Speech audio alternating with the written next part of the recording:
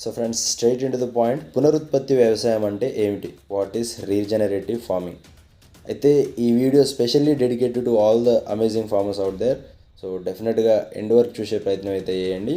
అయితే పునరుత్పత్తి వ్యవసాయం అనేది ఆహారం మరియు ఈ అగ్రికల్చర్ సిస్టమ్స్ ఏవైతే ఉన్నాయో వీటికి పరిరక్షణ లాంటిది. అండ్ అదేవిధంగా పునరావాస విధానం లాగా అనమాట. ఈ పద్ధతి మెయిన్గా నేల నాణ్యతను పెంచుకోవడం పైన, అంటే మట్టిని రీస్టోర్ చేయడం కానీ, బయోడైవర్సిటీ పెంచడం కానీ, వాటర్ సైకిల్ ఇంప్రూవ్ చేయడం కానీ, ఈకోసిస్టమ్ సర్వీసెస్ను ఇంప్రూవ్ చేయడం, అండ్ అదేవిధంగా బయోసీక్వెస్ట్రేషన్కు మద్దతు ఇవ్వడం, ఇంకా వాతావరణ మార్పులకు రిస్టరేషన్ పెంచడం కానివ్వండి, ఇలాగా అగ్రికల్చరల్ సాయిల్ హెల్త్ అండ్ జీవశక్తిని బలోపేతం చేయడం పైన ఇలాగా అన్నిటిపైన దృష్టి పెడుతుందన్నమాట. సో వాతావరణ ఒప్పందంలో ఈ రీజనరేటివ్ ఫార్మింగ్ను ఒక ముఖ్యమైన భాగంగా చెప్పుకోవచ్చు. 2050 సంవత్సరం నాటికి వ్యవసాయం మరియు భూ వినియోగం తప్పనిసరిగా క్లైమేట్ న్యూట్రల్గా ఉండాలని నిర్ధారించబడింది.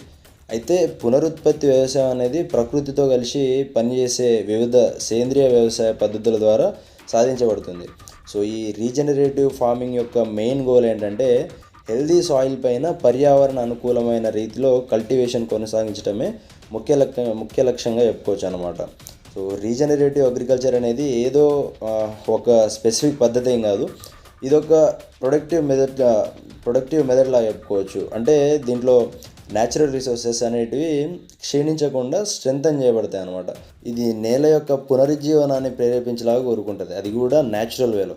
ఈ డీగ్రేడెడ్ సాయిల్ను రీస్టోర్ చేయడం, అదేవిధంగా నేల నాణ్యతను ఇంప్రూవ్ చేసుకోవడం మనందరికీ కూడా చాలా చాలా శ్రేయస్కరం. మీరే ఒకసారి ఆలోచించండి, అన్హైజీనిక్ పూర్ సాయిల్లో పెరిగిన ఆహారం కంటే హెల్దీ సాయిల్ పైన పెరిగిన ఆహారం ఎన్ని రెట్లు ఆరోగ్యకరమే కదా. సో అంతే మరి. అంటే నార్మల్గా ఒక హెల్దీ సాయిల్కును పూర్ సాయిల్కి మధ్యన డిఫరెన్స్ మనం డెఫినెట్గా డిఫరెన్స్ తెలుసుకోవచ్చు. సో ఆ విధంగా ఒక రీప్రొడక్టివ్ ఫామ్ అనేది సారవంతమైన మట్టిని సృష్టించడానికి అండ్ అదేవిధంగా బయోడైవర్సిటీని పెంచడానికి ట్రై చేస్తుంది. అలాగే కార్బన్ డైఆక్సైడ్ని విడుదల చేయడానికి బదులుగా దాన్ని అది మళ్ళీ తీసుకుంటుంది అనమాట. ఇది చాలా మంచి విషయంగా చెప్పుకోవచ్చు. అయితే అసలు ఈ రీజనరేటివ్ ఫార్మింగ్ అసలు ఎందుకన్నా ప్రస్తావన కూడా రావచ్చు. ఈ పునరుత్పత్తి వ్యవసాయానికిను పర్యావరణానికి ఏమైనా సంబంధం ఉందా అని అంటే ఎస్, ఉంది, డెఫినెట్గా ఉంది. అది ఎలాగంటే ఇది వ్యవసాయంలోని హానికరమైన కార్బన్ డైఆక్సైడ్ ఎమిషన్స్ను కూడా తగ్గించగలదు. అలాగే కంపోస్టింగ్ కూడా. అదే సమయంలో యూస్ఫుల్ సాయిల్ మైక్రో ఆర్గానిజమ్స్ని కూడా పెంచుద్ది. ఇవి మళ్ళీ మొక్కలకి ఆహారాన్ని ఇస్తాయి. దాంతోపాటుగా తెగుళ్ళని నియంత్రించడంలో కూడా చాలా వరకు హెల్ప్ అవుతాయి.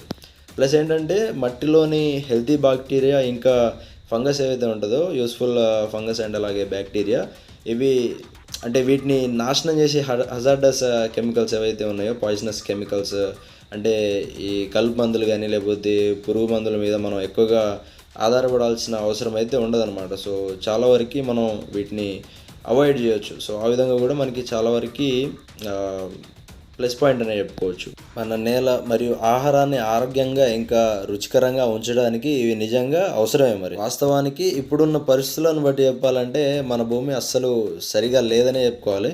కాబట్టి దీని గురించి ఏదైనా చేయాల్సిన సమయం ఇప్పుడు డెఫినెట్గా వచ్చింది. సో ఇంకా ఆలస్యం కావడానికి ముందే మనం డెఫినెట్గా అలర్ట్ అవ్వాల్సిన అవసరం అయితే ఉంది. సో నిన్నటి వీడియోలో కూడా మనం దీని గురించి కొంచెం రిలేటెడ్గా ఇదే విషయమే మనం మాట్లాడుకున్నాము. సో ఆ వీడియో కూడా చూడండి, సాయిల్ ఆర్గానిక్ కార్బన్ కంటెంట్ గురించి.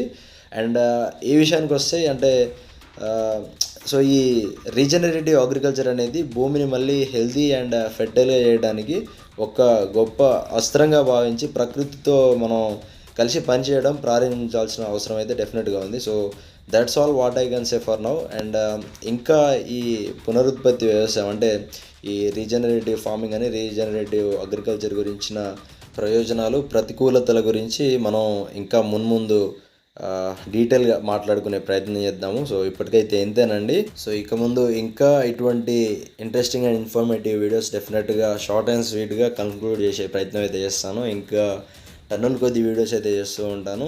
సో మీరు మన ఛానల్ని సబ్స్క్రైబ్ చేసుకోండి డెఫినెట్గా. అండ్ పక్కనే బెల్ ఐకాన్ కూడా వస్తుంది, ఆల్ అనే ఆప్షన్ క్లిక్ చేసుకోండి. తద్వారా నేను ఏ వీడియో పెట్టినా కూడా మీకు వెంటనే నోటిఫికేషన్ వస్తుంది. సో ఏ వీడియో కూడా మిస్ అవ్వకుండా చూడొచ్చు అనమాట వెంటనే, యాజ్ సూన్ యాజ్ పాసిబుల్. అయితే స్టార్టింగ్లో ఇంట్రో మర్చిపోయాను కదా. Ram this is Suryabhaskar and signing off for now. Bye, జై హింద్.